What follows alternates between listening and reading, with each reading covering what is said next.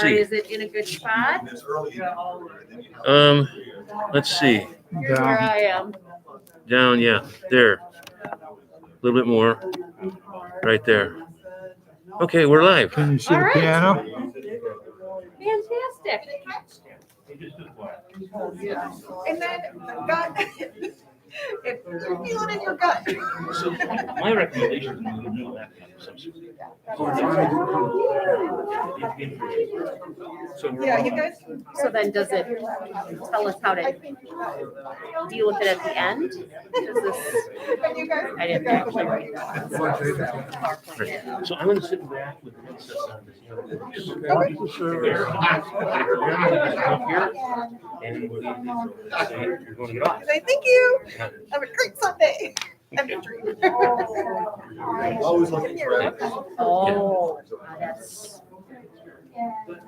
some important information about the, make sure to watch it so in case it dies. That's why I'm going to be back with headsets on. Okay. Sarah usually went in the other room because of it's confusing to get that lag.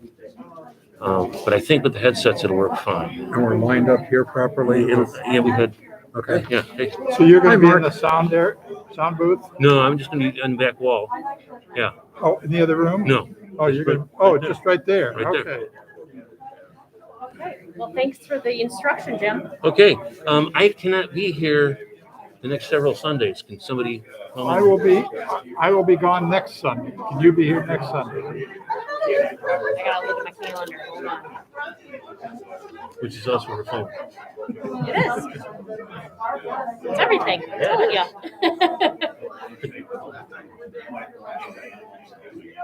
I can be here next Sunday morning. Okay, then I can be here the Sunday after. Sure. Okay, I'm putting it on here so I don't forget. Technology committee? Yes, it is. Hi, Mark. Good. We're all set. All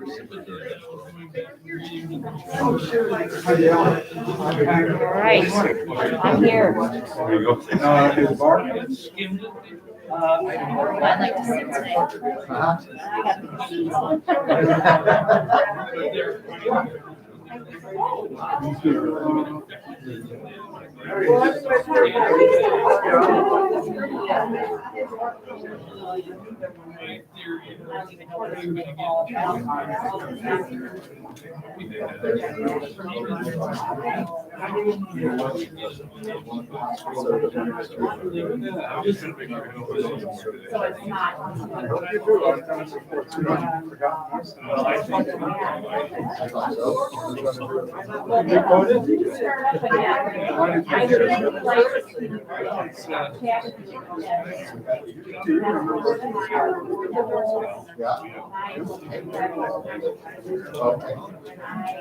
That's no idea, but it's.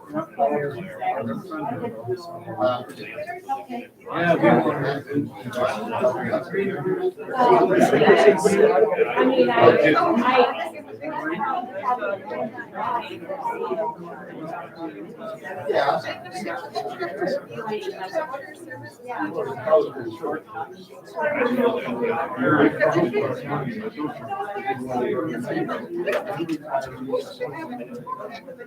arbitrarily, I think that will be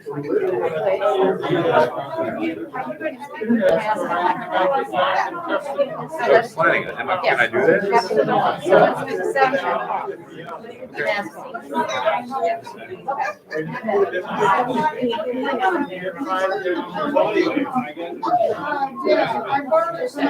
One, two, three, check. Do I turn it on?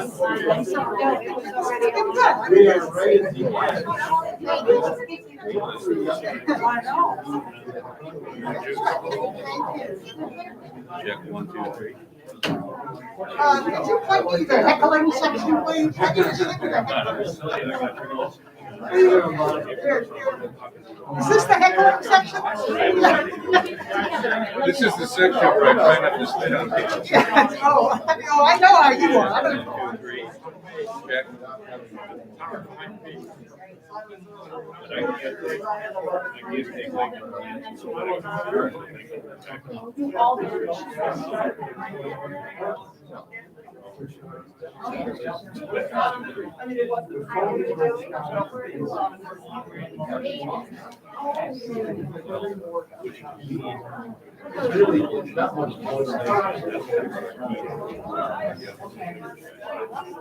But, I mean, regularly have this kind of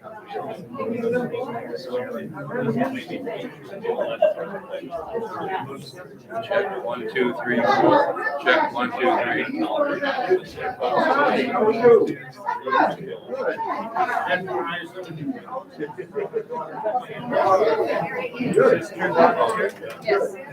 It's a green light. Yes, it's good.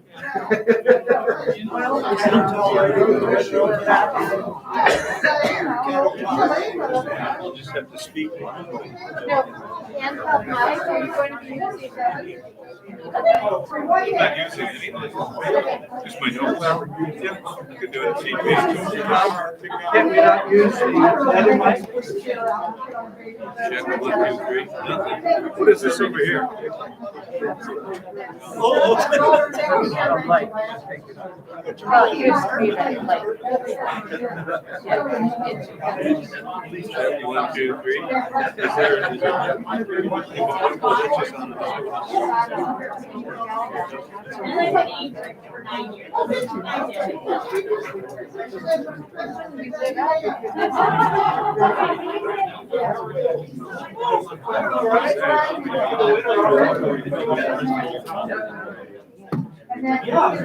Could we use the regular mic?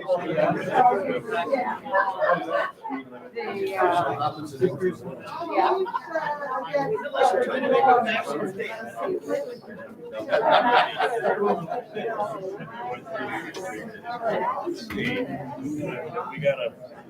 Got that. Yeah, that's it. I like it.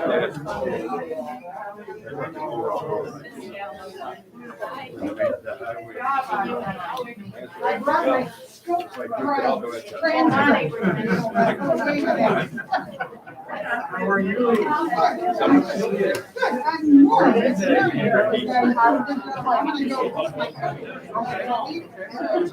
That's 1, 2, 3. That is very you know. Last week, when we came into the gathering room, there were.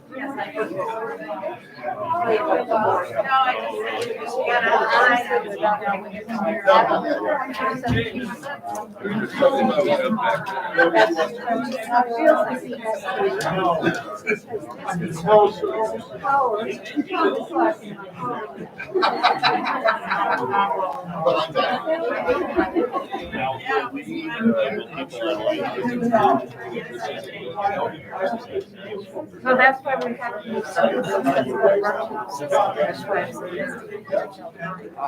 instead of having all of those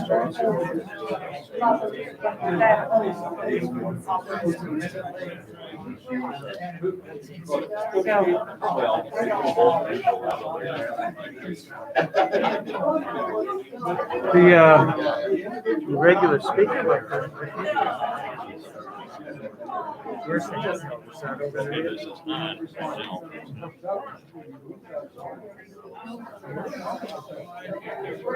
Sounds like it was.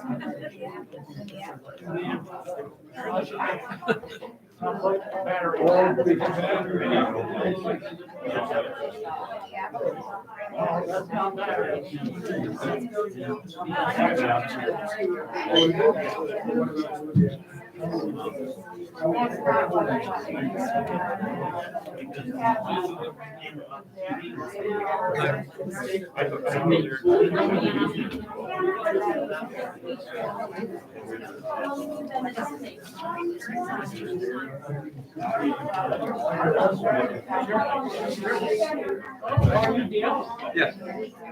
We went on a very nice hike with you 5 years ago. Wow. I remember it. Good memory. I remember not only the good information, Oh, good, Yeah. good. I'll try not to disappoint today. Hard to- I don't know. Are we going to use? It works? I think we found the switch. Marilyn found it. Check 1, 2, 3. Very good. Let there be light.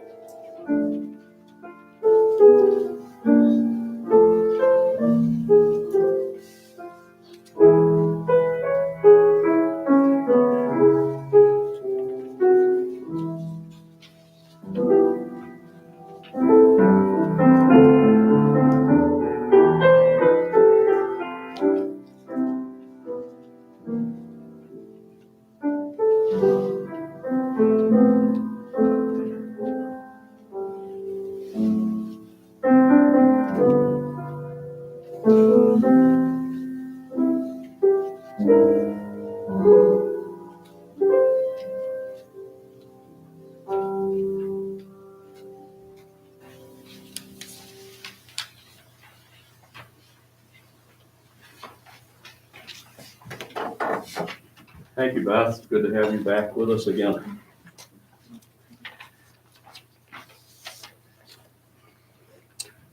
Welcome. Good morning. And welcome to those online also. Welcome to the Unitarian Universalist Fellowship of Door County. My name is Bob Lindahl, and I will be your service leader today. In deference to Charles Darwin, I'd like to share this from the Unitarian congregation in Manchester, England, to recall our common bond with Unitarian Universalists anywhere. We come together to seek truth, meaning, love, and deep connection. We have no dogma and no creed. We stand for inclusivity, reason, and social justice. We share wisdom from a variety of spiritual traditions, welcoming people of all faiths and none. We share values based on the oneness of humanity. Each person is important. Be kind in all you do. All people need a voice. And build a fair and peaceful world and care for the earth. So I guess all of this is just another way for us to say that whoever you are, or whoever you love, or wherever you are on your journey of faith, you're all welcome here. So we have a tradition of asking visitors and those who are with us haven't been with us for a while to stand and introduce themselves if they would like to.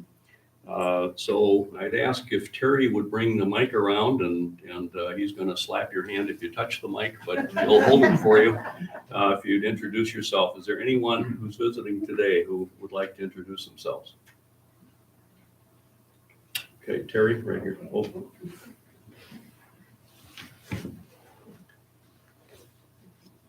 Hello, I'm Minx Hansen with my husband, John. We drove up from Sturgeon Bay. He grew up in Sturgeon Bay, and we've been away to Florida and the Bahamas as his yacht captain job took us, and are glad to be back to Midwest. And we enjoy the welcome we've already received here. Thank you. Okay, welcome. Welcome. Anyone else? Okay, well, it's good to have you here this morning with us. Now, are there any other announcements that anyone would like to share? Raise your hand and we'll send Terry over to talk to you. Beth.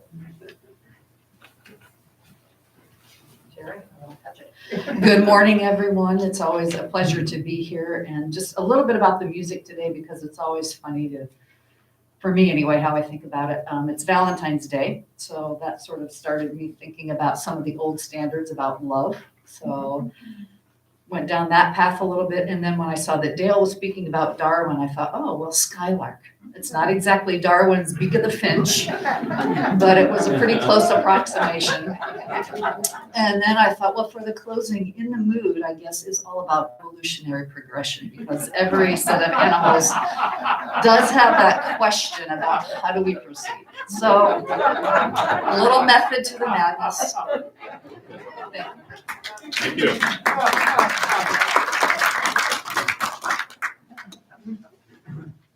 Not everyone would understand our music, would they? Our music is wonderful. That it has this latitude. Yes, yeah, it is wonderful. I'm surprised you didn't select anything by Rodgers and Hart. Oh. Be that as it may. Just a reminder that next week is the third Sunday, the third Sunday of the quarter. You know, our beneficiary is the food pantry of Door County Food Pantry Coalition of Door County. We gave $7,500 to the Boys and Girls Club. We're well on the way toward giving a nice check to that pantry as well. So just a reminder, you can go ahead and make a contribution next week, or make a contribution at any time. Just designate on the envelope or online that it's intended for the third Sunday, second quarter Food Pantry Coalition gifting. Thank you. Thank you, Hank. Yes, Barb? There is a series going on at Door County Auditorium on First Nations. It's on Saturday mornings. I went yesterday. The first one was canceled or postponed because of COVID. It's superb. I really strongly encourage you to check the pulse. Yesterday was Oneida. There will be Menominee and Ho-Chunk speakers, and it was really well done. It's a wonderful way of understanding culture and history of those who were here before us. Is it next week? Next week is the next one at 10 a.m. at DCA. And then March 5th, and I think March 12th is the postponed one, but they're really excellent. Okay, thank you. Dottie? Sounds good.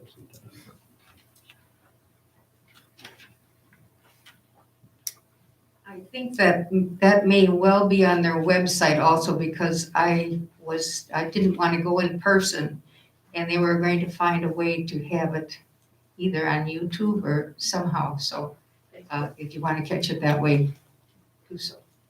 Okay, anybody else? Okay. Now, just a few other items before we begin our service. They're the usual reminders. We ask you to please remember to silence your phones and other noisemakers before we go any further. We won't be passing an offering plate. The day we pass an offering plate again, I think we're going to have a celebration. We'll have cookies in the offering plate for you to take when you put your offering in there. But we encourage you to be generous as you are, certainly. Encourage you to be generous as you give. There are some plates out in the lobby. Hank mentioned our special anniversary community collection, and I mentioned generosity because as of last count, at last I heard, our first month of collecting for the food pantry, we have $1,600 collected already. So it's wonderful, and you combine that with our $2,500 that we're giving from our reserves. We're going to be we've got still a bit of a challenge to get to where we'd like to be, but the first month looks very good. Our talk back today will be in the actually right over here, and we'll start hopefully about 5 minutes after the service finishes. And so please be aware of that, those of you who would like to join. And we'll also have, I think, some visitors online coming in on Zoom during that discussion today too.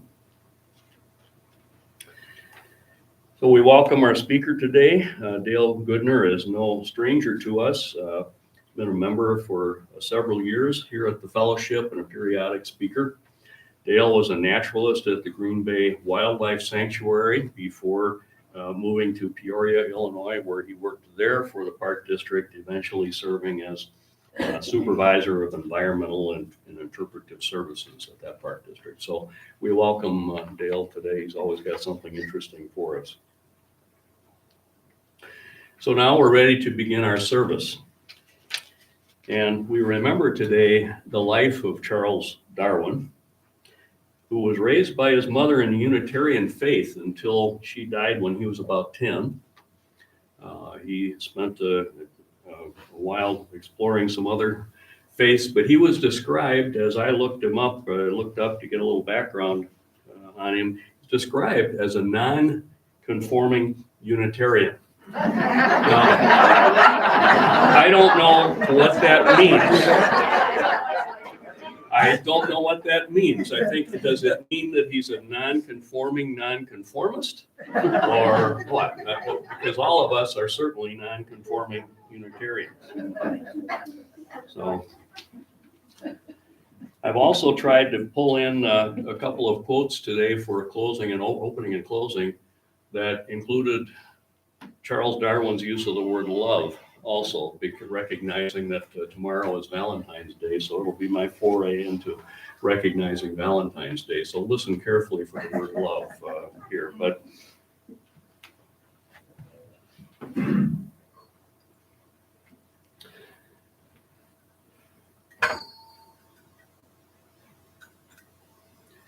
so our opening quote on our chalice lighting phrase is this. From Charles Darwin: "The love for all living creatures is the most noble attribute of man."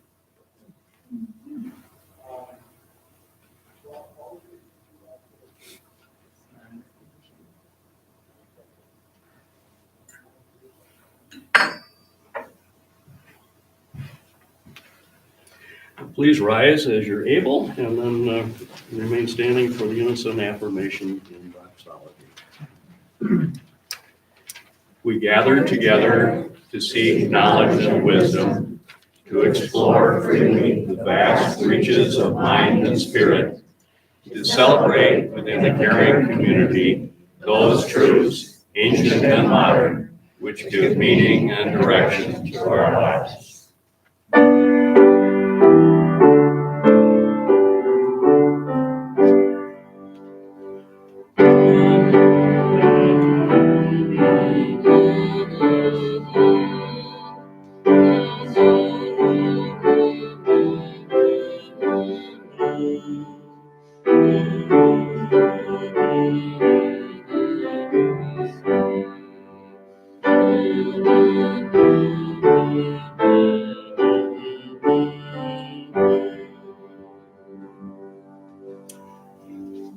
Thank you. You may be seated.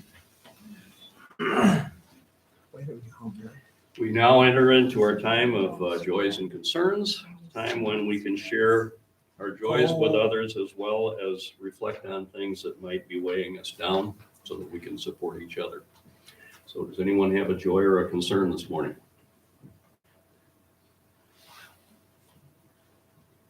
I think many of you know today is Jerry Friedberg's birthday, and she has been through a really tough time with healthcare issues. So send her a text, send her an e-card.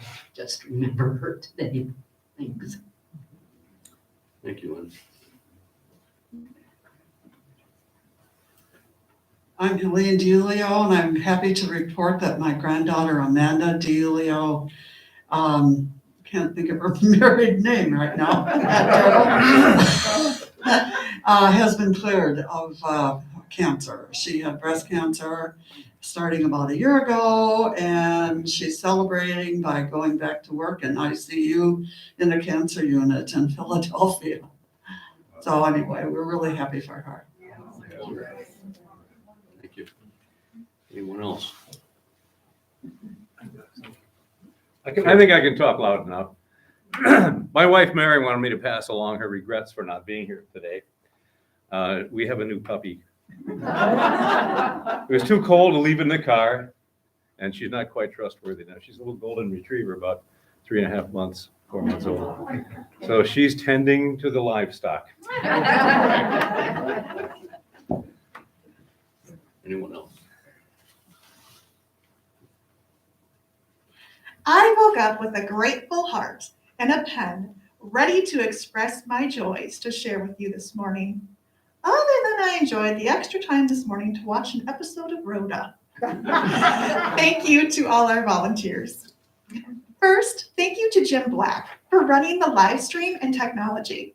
And thank you to our president, Hank Wolf, for supervising and guiding this transition. We are blessed with a congregation of lay leaders who are collectively carrying us through the fog of COVID fatigue. We are all tired, but we're not too tired to keep us from working together. And that is one beautiful gift. Today, I am also joyful for the group of crafters, or as I like to call them, heart menders, who put together our take-home care packages for Valentine's Day, found in the gathering room. A picture of this joyful group is in the lobby. Be sure to take a peek. You may notice our crafted Valentines look unique. They're not in the shape of a perfectly laced doily or a clean, crisp heart. They are weathered and tethered, but they are pieced back together. Much like each and every one of our hearts, it is impossible to live life and to love and to come out with a perfect, unblemished heart. Our hearts break with grief, disappointment, loss, and the fight for justice and the fight for our planet. But the work we do individually and collectively as a community is the precious tape that patches us back together. There is beauty in how we mend our broken hearts. Or, as Jack might share, take care of your heart. Brokenness is beautiful. Together, we mend.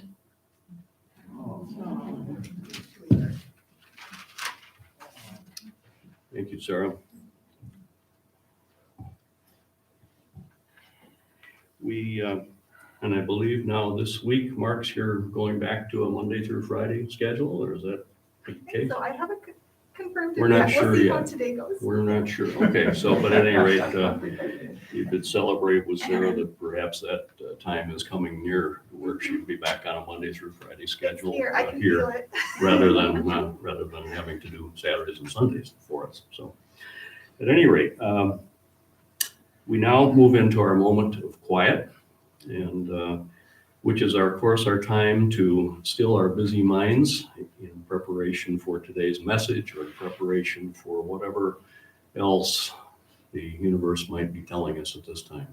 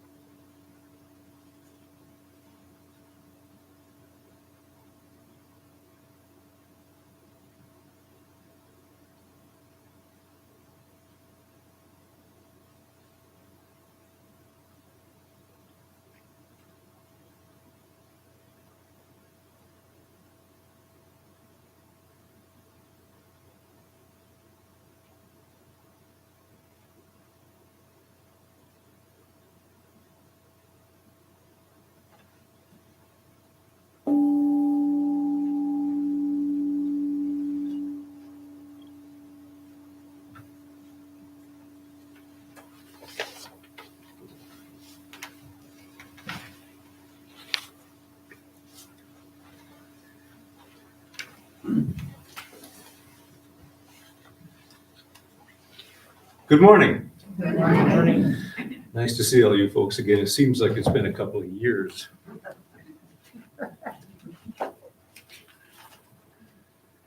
Well, he knew it would stir up controversy. It did. and it still does. November 24th, 1859 was a very special day. That was the day that Charles Darwin published on The Origin of Species by Means of Natural Selection. And it marks the beginning of modern biological science. For some of us biology majors, that's important. By showing how species change and develop over time, he brought to light our actual connections to the rest of life. Darwin broadened our horizons, making it possible to comprehend where we came from and how we got here from a natural rather than a supernatural perspective.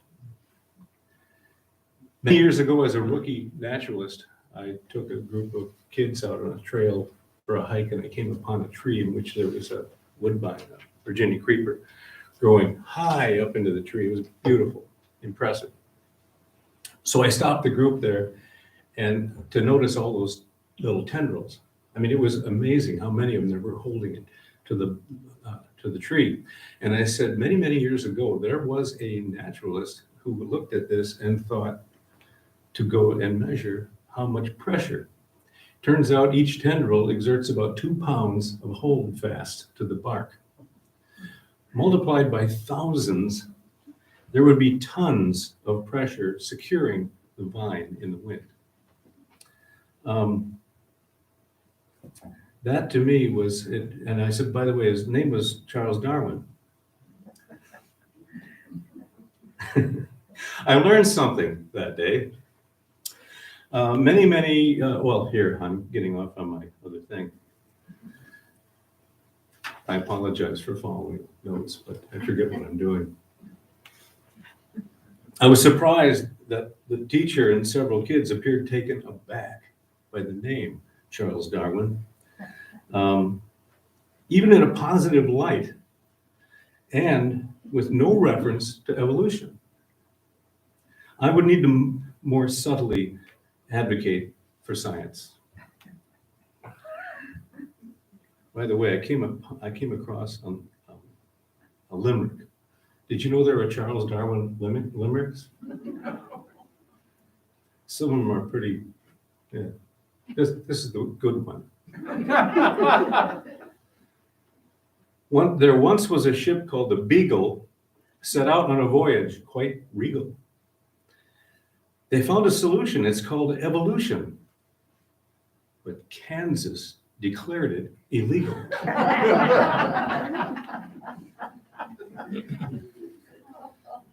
Before this pandemic, people would occasionally ring our doorbell.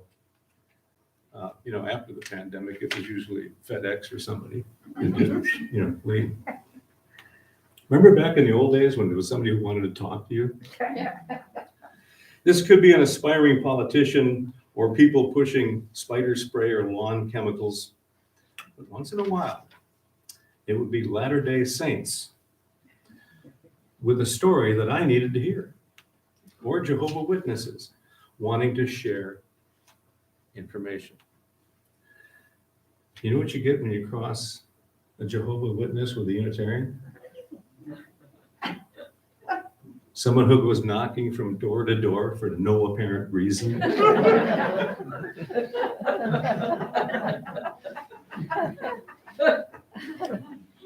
They were on an evangelical mission. It'd help if I put these on. But I was surprised at how often the topic of evolution was brought up. Apparently perceived as an existential threat to creationism. More than once, I heard that old trope, just as a tornado can't go through a junkyard and create an airplane. The complexities of life can't just come about at random. There has to be an intelligent designer. There's just one problem. That word random in their major premise is false. Having taught biological science for a brief time before becoming a naturalist, I just had to politely correct them. These folks can believe what they want, but at least they should understand what it is that they adamantly disbelieve. The key word they've missed is selection. Unlike genetic variations, evolution is not random. Evolutionary biologist and noted author Richard Dawkins put it well. Evolution is non-random selection of random variation. Non-random selection of random variation. There are countless examples. Moths can land on a tree and disappear, their camouflage wing pattern perfectly blending with the color and texture of the bark. In a case study in Britain, as more coal was burned, the trees gradually became coated with soot. Soon these perfectly camouflaged moths stuck out like brown shoes in a tuxedo world. They became easy prey.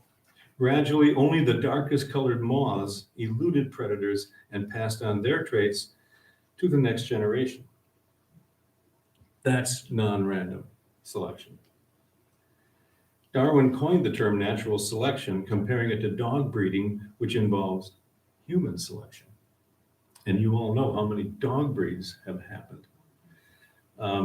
Initially, young Charles Darwin set out as a captain's aide on a 5-year voyage aboard the HMS Beagle, circumnavigating the globe. For what, 5 years? But for the curious 22-year-old, what were we doing when we were 22?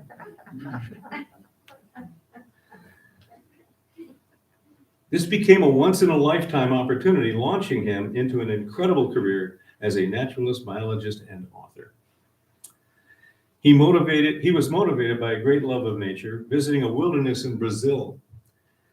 He wrote, "It is, quote, it is not possible to give an adequate idea of the higher feelings of wonder, admiration, and devotion which fill and elevate the mind."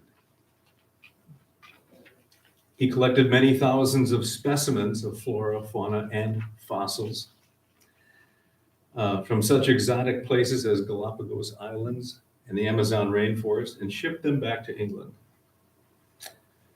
Darwin's observations of mammals, birds, and fossils in South America, however, got him wondering about the relationships between environment, living species, and somewhat similar fossil forms. At that time, it was assumed that all species were created and existed unchanging in their current form. This is known as immutability of species.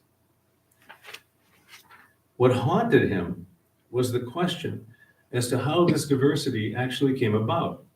An answer began to form as he reflected on 3 things. Any given species produces an excess of offspring. 1. 2, there is competition among them for survival, particularly during times of stress. And 3, there is variation among offspring. They are not Xerox copies of their parents. He had discovered finches occupying different islands within the Galapagos Islands. He noticed that their beaks varied from island to island, from large and stout, not the island, the beak, to small and sharp. They were perfectly adapted to feed on specific seeds available on their respective islands. He correctly deduced that they had come from a common ancestor, which has now been verified by DNA. Selection enables populations to continually adapt to environmental conditions, which are ever changing. In the early stages of developing his theory, he referred to the process as transmutation. It later became known as evolution. By the way, I have a little refrigerator magnet here. I'll have to read it for you. It's really interesting. It is not the strongest species that survives. You've heard of survival of the fittest? That's a misleading word. Even Darwin, I think, misunderstood that it did not mean the biggest, toughest, all that sort of thing. Nor does it mean the most intelligent. It's the one that is the most adaptable to change. It's that simple.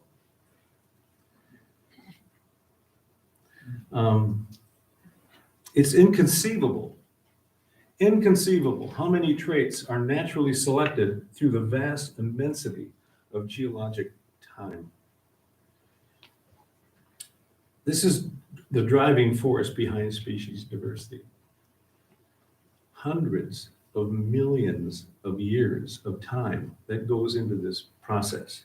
By the way, the rocks that underlie this building, dolomite, Niagara, they were laid down as a sediment about 425 million years ago. And at that time, they were near the equator. Alfred Russel Wallace was a British biologist, and he was working in Indonesia. Independently, he came up with his own theory of natural selection. He sent it to Darwin, who had been reluctant to publish Origin, knowing that it would be controversial. Wallace's similar theory was a shock to Charles Darwin. Having worked for a couple of decades fine-tuning his book, he was encouraged by friends to publish. Wallace served as a catalyst to get the word out about evolution. Instead of becoming competitors, Darwin and Wallace became lifelong friends. In fact, Wallace served as a pallbearer at Darwin's funeral. In Wallace's own words, quote, "I could never have approached the completeness of Darwin's book. Its vast accumulation of evidence, its overwhelming argument, and its admirable tone and spirit. I really feel thankful that it has not been left to me to give the theory to the world. Mr. Darwin has created a new science and a new philosophy. And I believe that it never has such a complete illustration of a new branch of human knowledge been due to the labors and researches of a single man," unquote. A very thorough and meticulous researcher back home in England, Darwin turned his attention to barnacles and spent 8 years studying 10,000 specimens of all known living as well as fossil forms. By the way, there are probably 1,400 known species of barnacles.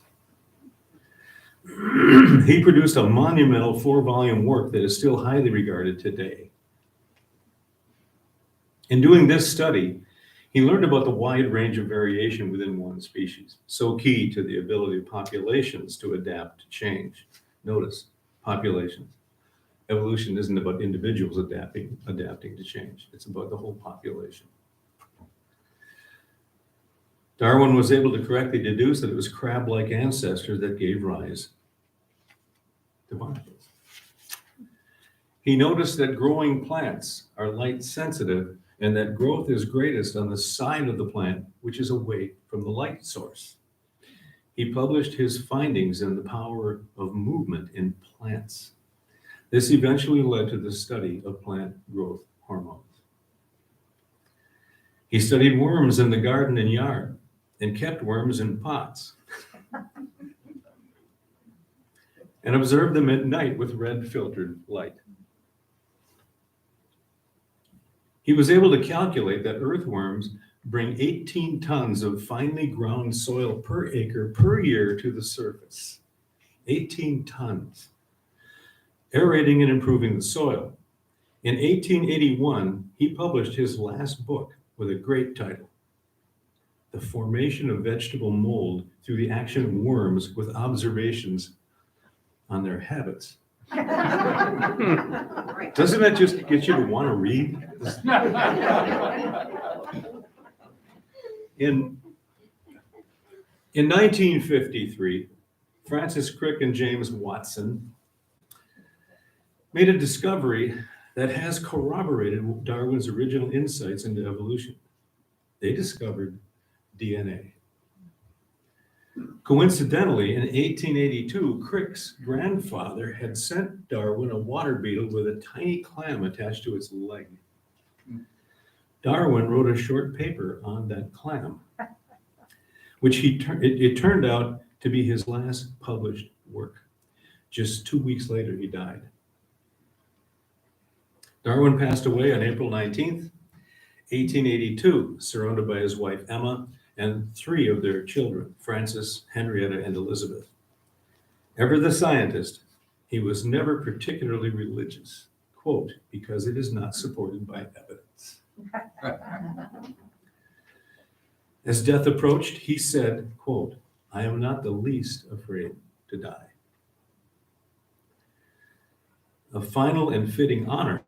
On April 26, 1882, he was laid to rest in Westminster Abbey, right next to Sir Isaac Newton. Darwinian biology allowed us to see life as immutable, not as immutable, but as dynamic, changing, and incredibly adaptable. Today, according to Dr. Matt Ridley, British zoologist and author, quote, to understand the story of evolution, both its narrative and its mechanism, modern Darwins don't have to guess. They consult genetic scripture. But there's still a place for hands-on paleontology. That's what I liked about Darwin. He had a 3-dimensional look at ecology. The best example I can think of in this regard is a book titled Your Inner Fish. Have any of you read that book? I highly recommend it. Dr. Neil Shubin. He's a paleontologist and evolutionary biologist at the University of Chicago and a great writer. He had set out to find a transitional fossil as important as Archaeopteryx. Archaeopteryx, as some of you may recall, is that dinosaur that's like a bird, or is it a bird that's like a dinosaur? It has teeth, bony tail, feathers, and wings. Until now, it's probably the most famous transitional fossil. I prefer the term transitional. Missing link implies what's called teleology, meaning driven by some ultimate plan. Evolution is about adaptation, not design. Shubin reasoned that there must be a fossil which has attributes of both fish and tetrapods. And it should be found in Devonian rock about 375 million years old, around the time, according to the fossil record, when the first tetrapods ventured onto land. One of the few places on the planet where accessible Devonian rocks of this age outcrop is in the Canadian Arctic. It took a few years, but he and his team found the fish with a flat head and a neck. Since Inuit elders had granted them access to their Arctic lands, they consulted the Inuit, who gave it an easily pronounced name, Tiktaalik. There's a name to remember. This is incredible, which in their language, by the way, means large freshwater fish. Public television did a series based on this book where they interviewed Neil Shubin, and they had incredible animations of Tiktaalik going about its business. 3-part series on public TV. You may be able to access it. I'm not sure. I should have looked that up. The bones in Tiktaalik's lobed fins fit a very familiar pattern. 1 bone, 2 bones, little bones, digits. To comprehend evolution, just look at a bat's wing, a dog's leg, a horse's leg. How about your own arm? Think of it as the Tiktaalik template. 1 bone, 2 bones, little bones, digits. It exists all over the planet right now. It's a grand anatomical theme, an ancient pattern that underlies the diversity of every creature with a limb skeleton. That's evolution. It's a jury rigging what's already there, not coming up with new stuff necessarily. In his most recent book, Some Assembly Required, Dr. Shubin points out massive change came about by repurposing ancient structures for new uses. Innovations have antecedents that extend deep in time. Nothing ever begins when you think it does. Feathers are not just for the birds. According to Shubin, they are to be found on virtually all carnivorous dinosaurs. All of them. Now, what do feathers do? Insulate, provide color, camouflage, maybe in mating, where color becomes really important, as you can see in birds. Feathers did not arise during the evolution of flight, nor did lungs and limbs originate during the transition to land. What's more, these great revolutions in the history of life and others like them could never have happened otherwise. Major changes in the history of life didn't have to wait for the simultaneous origin of many inventions. Feathers served, as I mentioned, as insulation, color, camouflage, etc. And maybe you can think of a few more that I didn't. Darwin has been called the Willie Mays of biology. He could do it all. He was among the first to incorporate taxonomy, paleontology, physiology, and what we now call ecology.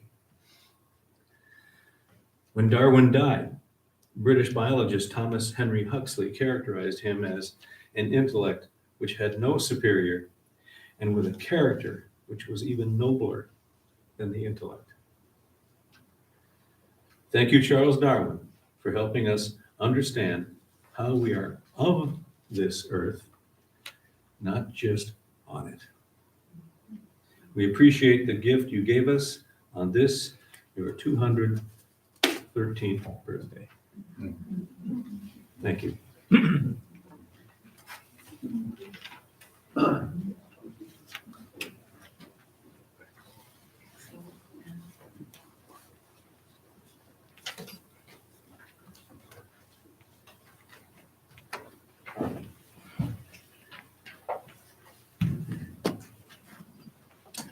Thank you, Dale. Come back again sometime. Hopefully. Our closing words today, by the way, too, our talk back will begin hopefully in about 5 minutes after the service is finished. And those of you who are online might do what you need to do to get on Zoom so we can include you in that. So this quote is from Charles Darwin.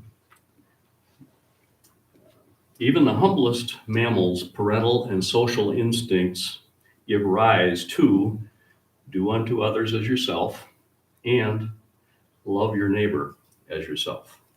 I'll read that again so we can think about it.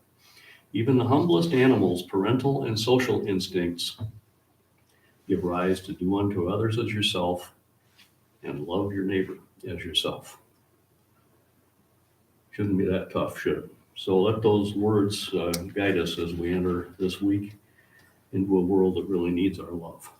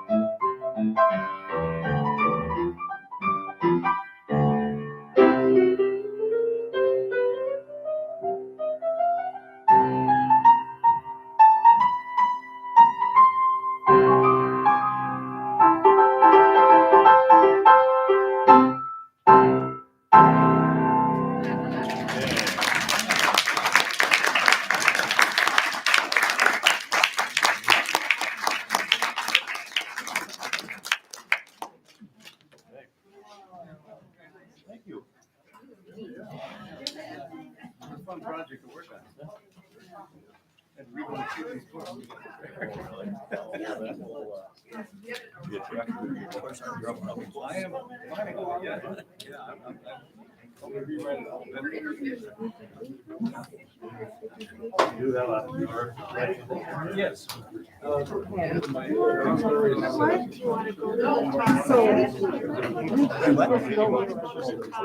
Hi, how are you? I don't think so. Oh, yeah. Why did she make that? Because I said, excuse me. It sounded like you just said.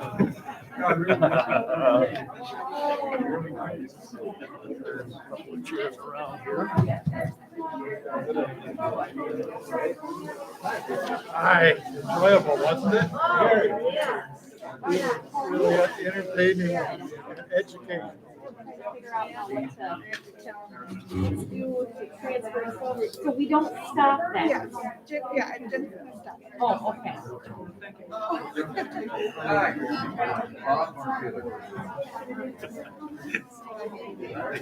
Yeah, nice to see you.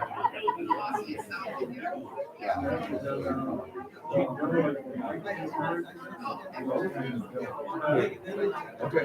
Do this? All right, so can we end the stream? Yeah, we've done that.